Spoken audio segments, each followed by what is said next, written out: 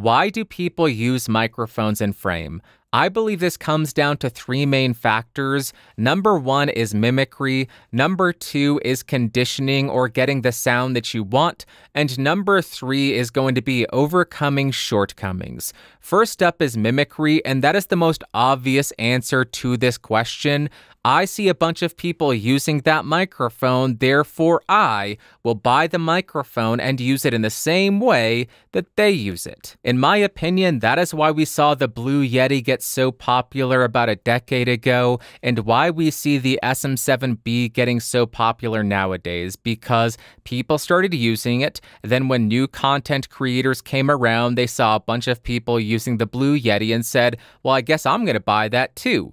When people started nowadays, they see, oh, a bunch of people are using the SM7B, I guess I'll buy that too. The reason I think this occurs is when content creators are just starting out, they are far from well versed in terms of production, so they have no idea what the right gear for them is. On top of that, they don't even know what questions to ask to determine what the right gear for them is. So the simplest solution for them is, I see everybody else using that microphone. They can't all be wrong, so I'll buy that as well. I see everybody else using that light.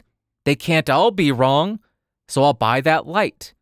I watch their content. They use that gear. The content they make is easily consumable. I will mimic what they are doing. And really, that makes perfect sense. All of us gearheads may not understand it, but I think we should try to understand it. If they don't care about gear, if they don't care about production, and if they don't care about learning about production, the simplest solution is, I know people with this gear get good quality, I'll just get that. That is factor number one, mimicry. Factor number two is getting the sound that you want or conditioning. And what I mean by this is when podcasts were just starting out, what was the spoken word format before that? Talk radio.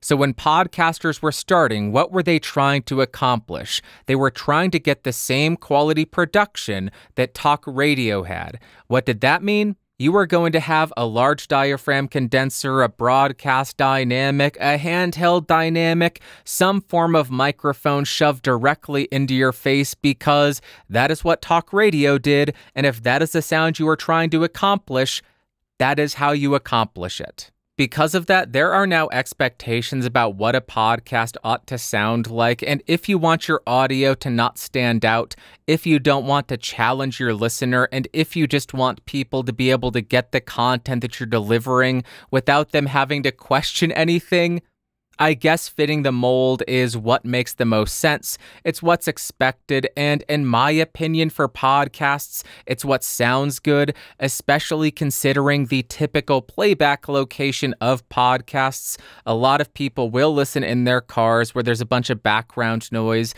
You want optimal signal-to-noise ratio. They'll be listening through earbuds on public transit with a bunch of background noise. So again, having a really good signal-to-background noise ratio is going to be important. Having compression to make sure there's not a big shift from the quiet to the loud is also going to be important, and that's why podcasts sound the way they do. Now, fast forward a couple of years to the introduction of video podcasts, or I guess the popularity of video podcasts, and bingo, bango, bongo, you have the big fat microphone in frame a couple inches away from your mouth. The reason it's still there is because a lot of these video podcasts, my own included, is an audio-first format. So we are still producing the audio to be consumed like a standard podcast. So we need our audio to live up to that standard. Now, you may argue that once a podcast introduces a video element, they should move the microphone out of frame. Get a lav mic, get a shotgun microphone, get an SDC, do anything to get that big distracting thing out of your face. But for the majority of us, we are not just producing video content. We are still producing that audio content that goes out over MP3 that people consume while they're driving in their car, that they consume while they're sitting on public transit.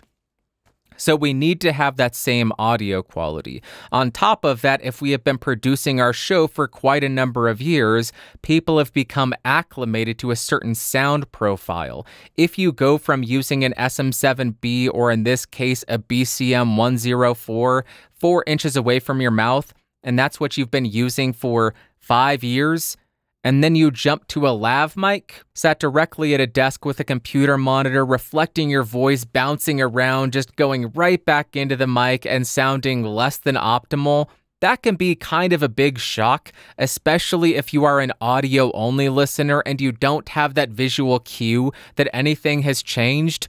All you hear is the degradation of the audio. So based on the conditioning of podcast listeners, based on what the original podcasters were going for, that is why I think video podcasts in particular still have a big fat mic and frame. And factor number 3 is overcoming shortcomings. The vast majority of online content creators do not have professional studios.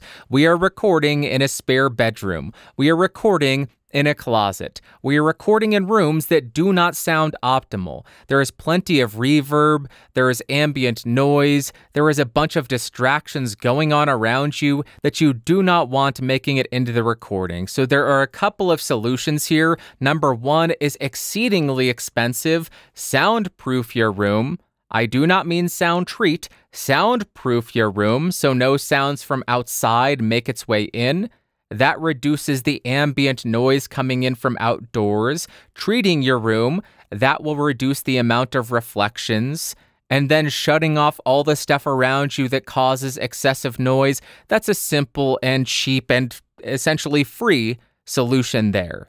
But when it comes to the soundproofing and sound treatment of a room, that can be very expensive. It can be very difficult, especially if you do not own the place that you're recording in. So you have to come up with some other solutions there. And the simplest and freest solution is just get the microphone closer to your sound source. That is going to improve the signal to background noise ratio and remove or reduce a lot of those background noises that you don't want in your recording without having to make any kind of modifications to your room. You may hate the sound, you may think a big fat microphone being in frame ruins a video, but I much prefer a more direct sounding recording, a much cleaner sounding recording with fewer background distractions going on, much more preferable than a clear frame with a bunch of background noise, with a bunch of ambient noise that draws my attention away from what is being communicated.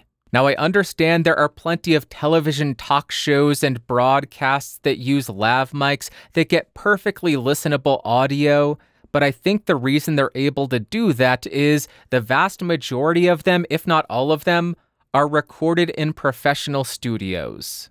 Those studios are going to have ways to mitigate external noise making its way in. They are going to have sound treatment to reduce the amount of reflections.